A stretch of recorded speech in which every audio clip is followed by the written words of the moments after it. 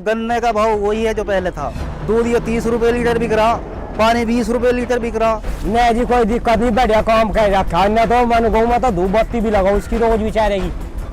मोदी के आगे फूल के आगे चलिए धूप बत्ती दबा कर। वोट जो है देश के लिए ज़्यादा मिलेगी। अगर जो हमारे देश सही है तो सब कुछ सही है।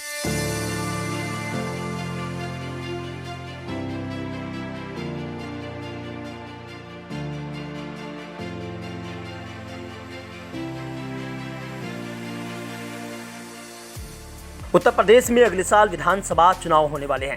2017 में मोदी लहर ने हिंदी भाषी राज्य पर अच्छा खासा प्रभाव छोड़ा था और पश्चिम यूपी की 136 सीटों में तकरीबन 104 सीटों पर परचम लहराया था।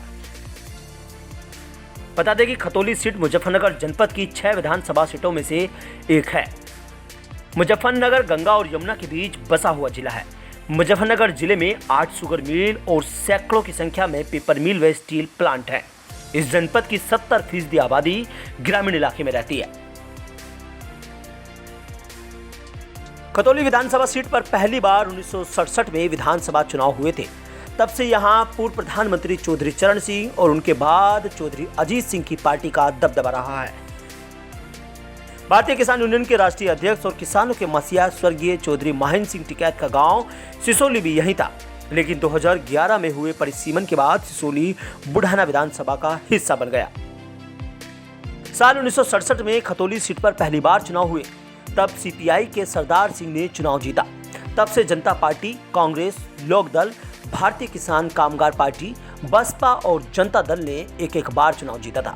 वहीं भारतीय क्रांति दल, बीजेपी और राष्ट्रीय लोकदल ने 2 बार चुनाव जीता था। वही साल 2007 में बीएसपी के योगराज सिंह, 2012 में रालोद के करतार सिंह भड़ाना और 2017 में भारतीय जनता पार्टी के वीरेंद्र सिंह ने इस सीट पर कमल खिलाया था। 2017 में बीजेपी उम्मीदवार ने 94,771 और सपा के चंदन सिंह चौहान ने 63,397 वोट हासिल किए थे। बीजेपी विधायक विक्रम सिंह सैनी पर मुजफ्फरनगर दंगों का भी आरोप था, जिसके चलते उन्हें कोर्ट में पेश होना पड़ा था। बता दें कि इस सीट पर ज्यादातर चौधरी चरण सिंह और उनके बाद अजीत सिंह की पार्टी का प्रभाव रहा है और अब चौधरी अजीत सिंह की मौत के बाद रालोद की पूरी जिम्मेदारी उनके बेटे चौधरी जयंत के हाथों में है। आइए आपको बताते हैं खतौली सीट का जातीय समीकरण। खतौली विधानसभा सीट के करीब 3 लाख वोटर्स हैं और 77,000 मुसलमान, 57,000 दलित, 27,000 सैनी, 19,000 पाल और करीब 17,000 कश्यप वोटर हैं। इसके अलावा इस सीट पर गुज्जर, प्रजापति, जाट, ठाकुर और वोटर भी अधिक मात्रा में है।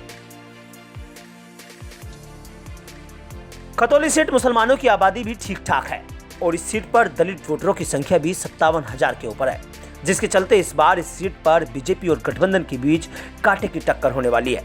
क्योंकि इस बार के चुनाव में अगर किसान और जवान गठबंधन के साथ जाते हैं तो जाहिर तौर पर भारतीय जनता पार्टी को भारी नुकसान होने की संभावना है। लेकिन इस गठबंधन का कितना फायदा मिल पाएगा ये तो 2022 में चुनावी परिणाम के बाद ही साफ हो पाएगा। Bureau report, news 18।